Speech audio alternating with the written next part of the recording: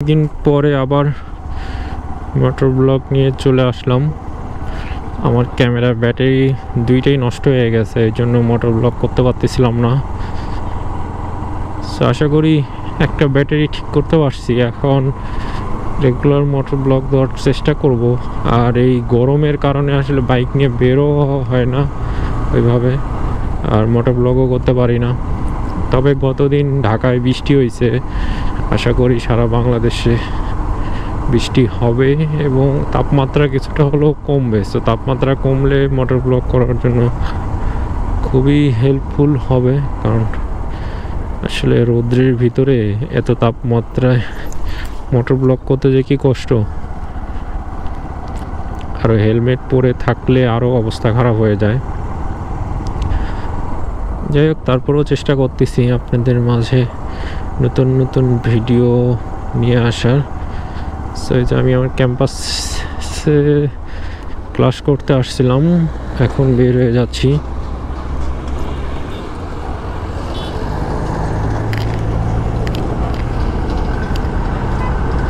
So এইসব ক্ষেত্রে আসলে গিয়ার ইন্ডিকেটরটা খুব মিস করি। একটু আগেই মনে করেন রাস্তা পার হইতে ধরছি, বাট গাড়ি যে কত গিয়ারে আছে এটা খেয়াল নাই। সো গিয়ার যদি ইন্ডিকেটরটা থাকতো তাহলে আমি বুঝতে পারতাম কত নম্বর গিয়ারে আছে, এভাবে গাড়ি টান দিতে পারতাম। বাট না থাকার কারণে হালকা করে পিক আপ দিয়ে আমার বুঝতে হয় যে আসলে গাড়ি কত নম্বর গিয়ারে আছে, তারপরে সে বুঝতে পারি যে গিয়ার কমাইতে হবে নাকি বাড়াইতে হবে।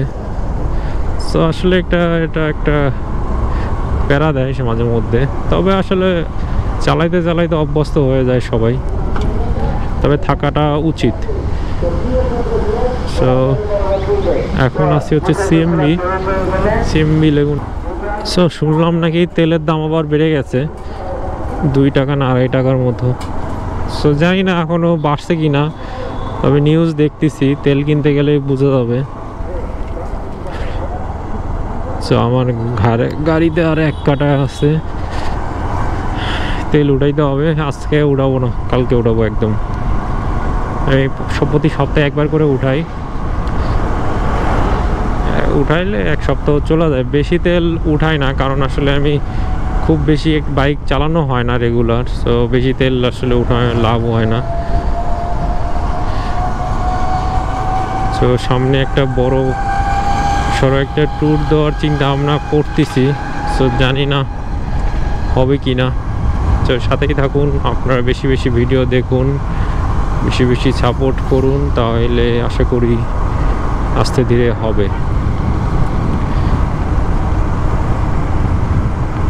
সো এই জায়গাটা দেখুন, গাছপালাগুলো লাগানোর কারণে রাস্তার উপরে কি সুন্দর গাছপালা।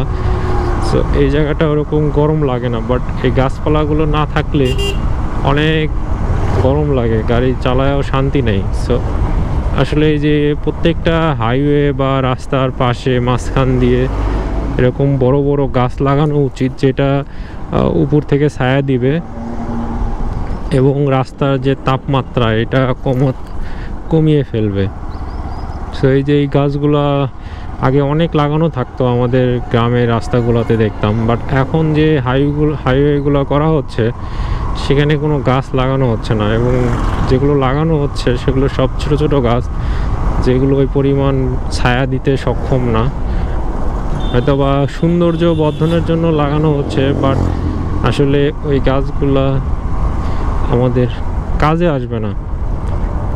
সো আসলে এরকম যাতে কাজে আসে এই টাইপের গাছ লাগানো উচিত, যেটা অক্সিজেনও দিবে, ছায়াও দিবে। সো যারা বাইক রাইড করে বা গাড়ি চালায় তাদের জন্য সুবিধা হবে। এখনও গ্রামের যে হাইওয়েগুলো আছে, সিঙ্গেল লেনের হাইওয়ে, সেখানে দেখবেন যে এখনও গাছ আছে, প্রচুর গাছ। রাস্তার 2 ধার দিয়ে গাছ লাগানো এবং মাঝখান দিয়ে রাস্তা, এবং পুরা রাস্তা একদম ছায়া পড়ে থাকে সব সময়। সো ওই জিনিসটা যেগুলো 4 লেন করা হচ্ছে তখন ওই গাছগুলো কাটা হয় এবং আর এরকম গাছ লাগানো হয় না। সো এইটা একটা খুবই অশনি সংকেত আমাদের জন্য, কারণ যে পরিমাণ তাপমাত্রা বাড়তেছে আমাদের দেশে দেখতেই পাচ্ছেন।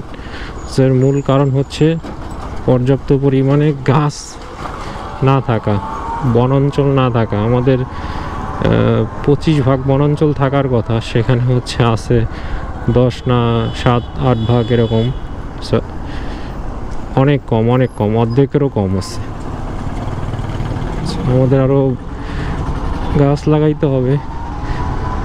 সো অনেক পাবলিক ফিগার, অনেকেই দেখলাম যে গাছ লাগানোর উদ্যোগ নিচ্ছে। তবে আসলে গাছ লাগাবে ঠিক আছে, বাট এই সময় গাছ না লাগানোই উচিত। গাছ লাগানোর একটা সময় আছে, ওই সময় যদি গাছটা লাগায় তাহলে বেশি ইফেক্টিভ হবে।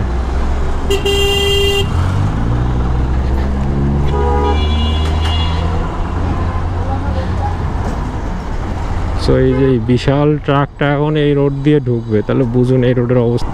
সো আরেকটা জিনিস বলি, সেটা হচ্ছে গরমে অনেকেই দেখি রাস্তার পাশে বিভিন্ন ধরনের শরবত, পানি এবং আখের রস খাচ্ছেন। সো আপনাদের সতর্ক হওয়া উচিত, কারণ যে বরফটা দেওয়া হচ্ছে এটাতে, বরফটা কিন্তু মাছের বরফ, এবং এই বরফে কিন্তু কেমিক্যাল দেওয়া থাকে। কারণ দেখবেন যে নর্মাল বরফ কিন্তু ফ্রিজ থেকে বের করার সাথে সাথেই গলে যায়, ঠিক আছে। আপনি যে নর্মাল পানি দিয়ে বরফ করবেন আপনার বাসায়, দেখবেন যে ফ্রিজ থেকে বের করার সাথে সাথে ওইটা গলে যায়, আর রোদে রাখলে আরও তাড়াতাড়ি গলে। বাট রাস্তার পাশে যে বরফগুলো ইউজ করে এগুলো কিন্তু সহজে গলে না, ঠিক আছে। এই জিনিসটা আমি খেয়াল করছি। সো এই জন্য আপনাদের জানানোর জন্যই বলতেছি। সো ওইটা কিন্তু খুব সহজে গলে না, কারণ এইটার মধ্যে কেমিক্যাল দেওয়া থাকে। এটা মূলত বিভিন্ন কিছু প্রিজার্ভ করে রাখার জন্য ইউজ করা হয়, মানে মাছের আড়তে ইউজ করে ম্যাক্সিমাম টাইম, এবং শাকসবজির ক্ষেত্রেও অনেক সময় ইউজ করে। সো ওইটাতে কোনো সমস্যা নাই, কিন্তু সমস্যা যদি আমরা এটা পান করি। সো অনেক অসাধু ব্যবসায়ী এইটা নিয়ে এসে এটা রাস্তার পাশে এটা দিয়ে শরবত বানিয়ে বিক্রি করে, যেটা আমাদের শরীরের পক্ষে খুবই খারাপ, খুবই খারাপ। সো আমি নিজেও জানতাম না এতদিন।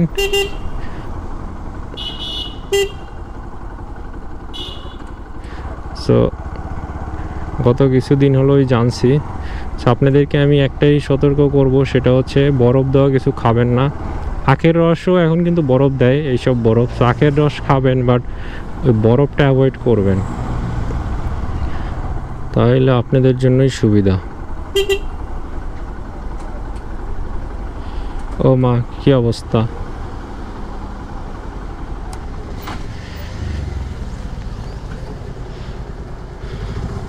এক ছায়ের মধ্যে দাঁড়াইতে পারছি।